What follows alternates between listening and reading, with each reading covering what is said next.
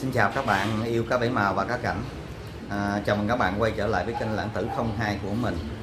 Trong video clip ngày hôm nay mình sẽ chia sẻ cái chủ đề đó là một cái dòng cá mà mình lai tạo cũng phải gọi là khó khăn. Sau 18 tháng và qua tới đời F6 rồi thì mình cảm thấy là có vẻ là lai tạo thành công cái dòng Albino Blue Koi. Và nếu mà các bạn search ở trên YouTube hay các bạn search ở trên Google các bạn gần như sẽ hiếm thấy một cái video clip hay cái hình ảnh về cái dòng cá Blue Koi này. Và do mình trong những lúc mình ngắm con cá bảy màu Albino Red Koi thì mình nghĩ làm sao để mà ra cái con cá bảy màu, cái mõm nó giống như cái mõm cá bảy màu Koi và nó là màu xanh. Bản thân mình cũng rất là thích màu xanh, và trong quá trình mình lai tạo như thế nào, ngày hôm nay mình sẽ làm cái video clip này, mình sẽ chia sẻ và mình nói toàn bộ trong quá trình mình lai tạo đến các bạn. Các bạn hãy like và đăng ký ủng hộ kênh Lãng Tử 02 nha. Bây giờ mời các bạn xem clip.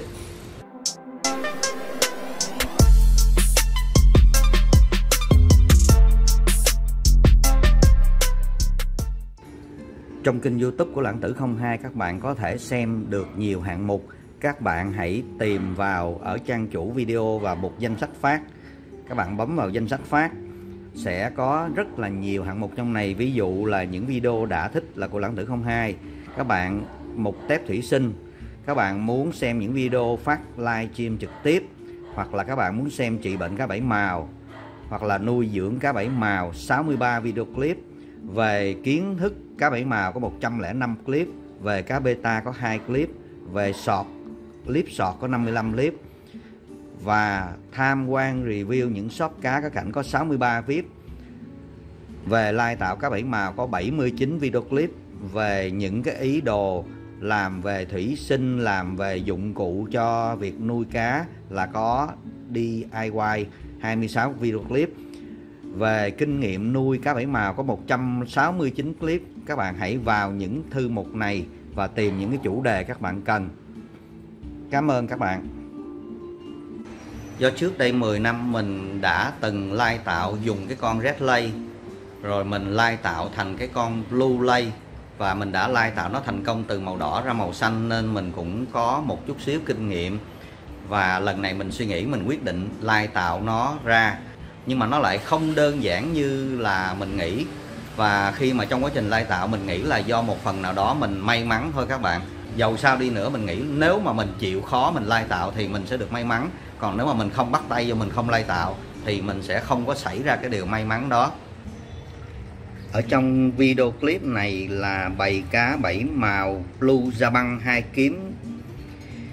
Khi mà mình ngồi mình ngắm những cái con cá bảy màu Blue Jabang này, và mình thấy rằng ở trong bầy cá bảy màu này nó có một vài con cá trống. Các bạn sẽ thấy cái đầu nó xanh đậm như con cá trống này nè. Đó.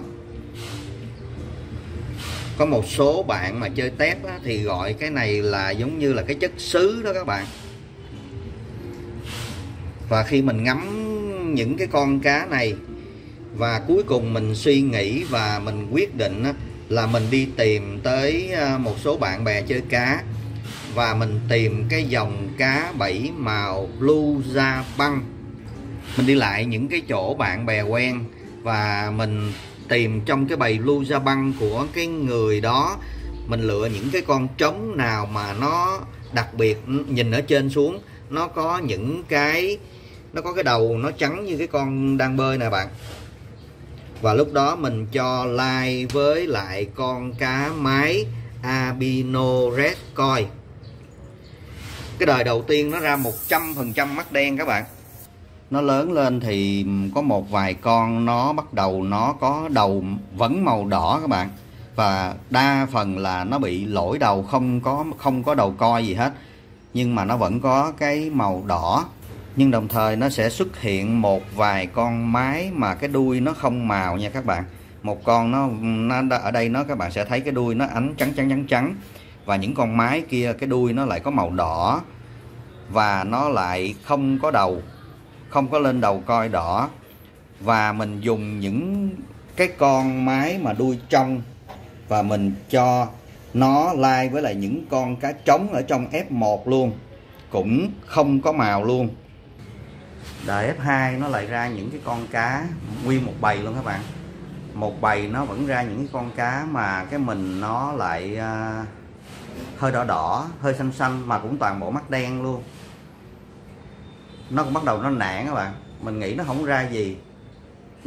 Suy nghĩ làm sao đó thì mình lại lựa một số, mình loại bỏ và mình lựa lại, mình dùng 2 cặp cá mà cái mình nó không có màu gì hết, nó lại hơi ánh xanh.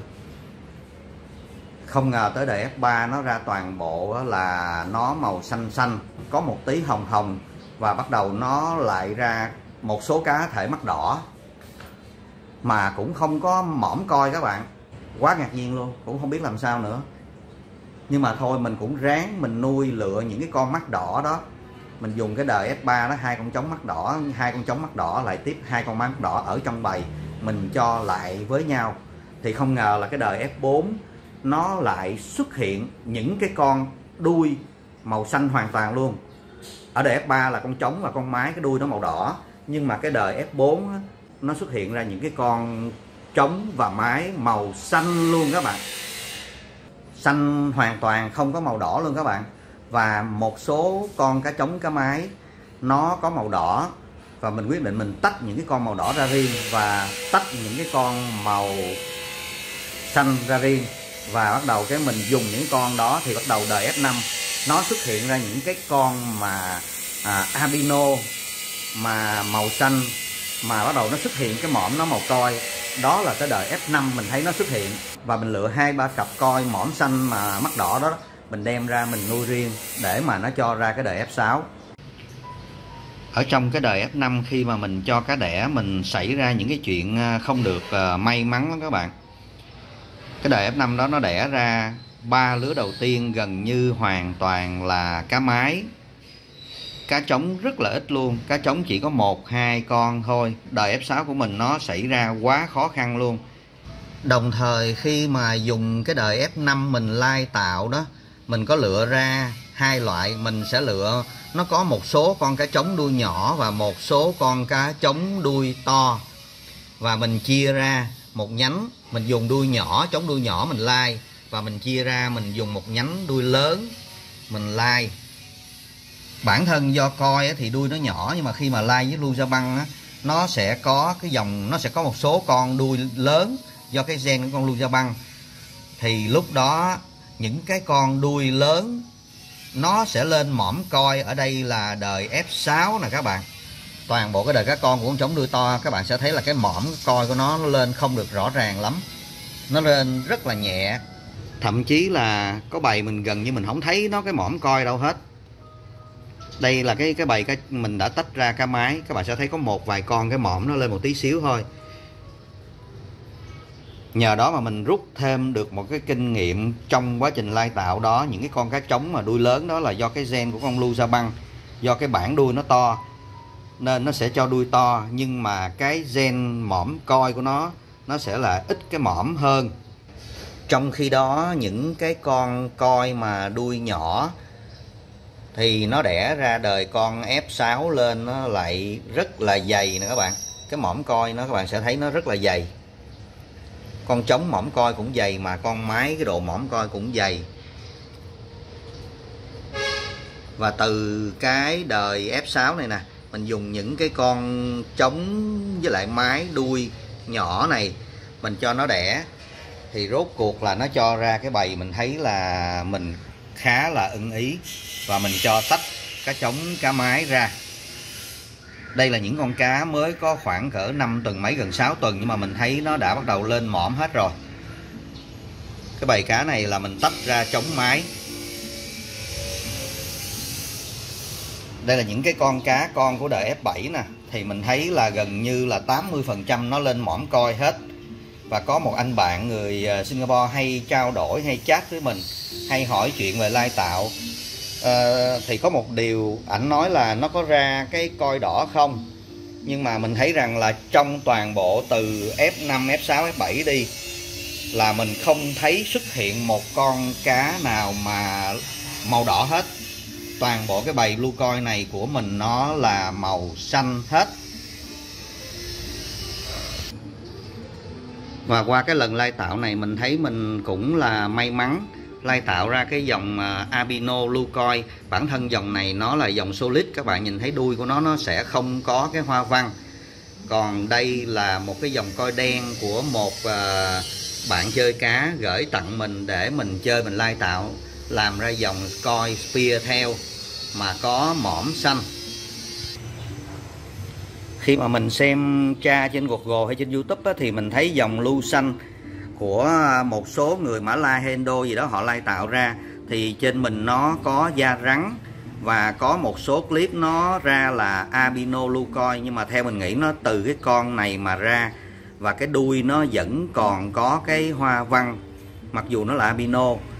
Còn cái dòng cá của mình hiện tại á, nó là albino blue coin, nó gốc từ cái con blue da băng, nên các bạn sẽ thấy là cái đuôi của nó không có hoa văn.